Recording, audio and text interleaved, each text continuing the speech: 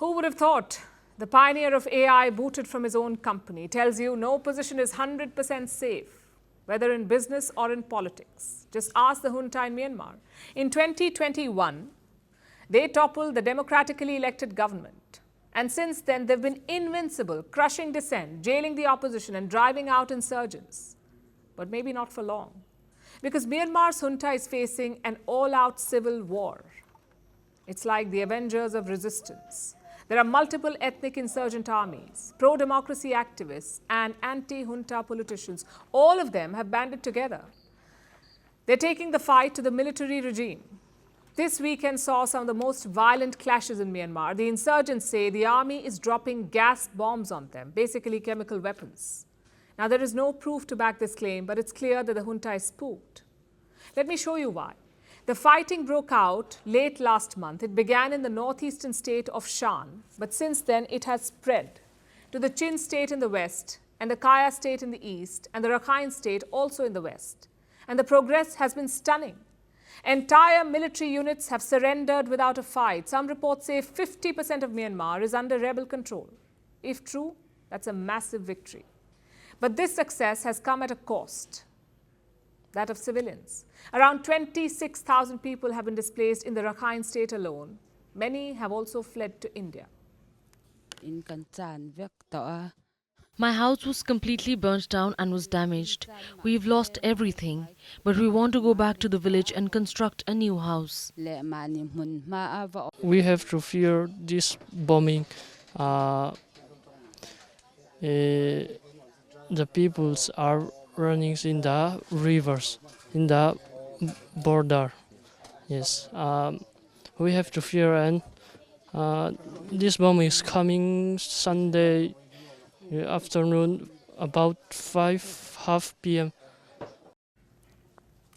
So another refugee crisis, and I say another because Myanmar already has one. The Rohingya Muslims. They were persecuted and killed by the Myanmar junta. More than 1 million of them had to flee.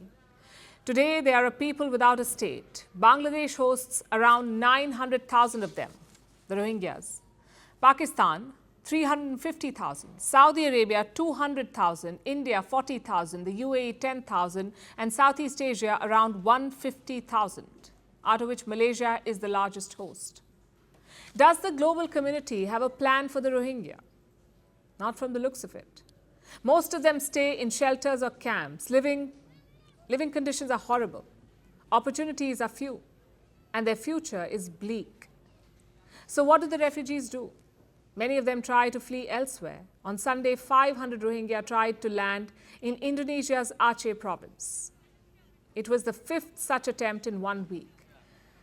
Their voyages are fraught with risk. The boats are of poor quality, the weather can be bad, and the sea unforgiving. Yet, hundreds of Rohingya have made the journey. Most of them set sail from Bangladesh. The Bangladesh government helped us by giving rations and food, but there is no security of life there. That's why we decided to come here, as Indonesia is a good Muslim country. We came here with our children, knowing that we might die or we might survive in our own way. We came with the hope that we can educate our children here. Just one problem though, Indonesia doesn't seem to want them. You see, the Aceh province has its own history of violence. The locals understand what the Rohingya are going through. At the same time, there are concerns like how resources will be used up or how refugee camps could create social tension. We did not mean to refuse them, but the place here is not conducive. The facilities are very limited.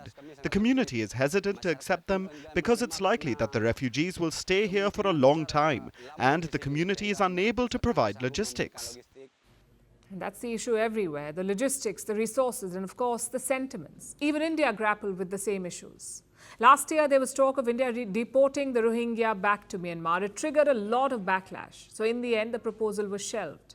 But clearly, this is not a long-term solution. The Rohingya deserve to live in their homeland, not in India, not in Bangladesh. That homeland is Myanmar.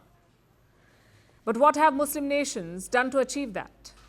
Statements at every summit. Beyond that, nothing. No lobbying at global organizations, no endless supplies of aid, at least not the kind that we are seeing for Gaza. It tells you what the priority is. The question is, will the current fighting help the Rohingya return eventually? I wouldn't count on it.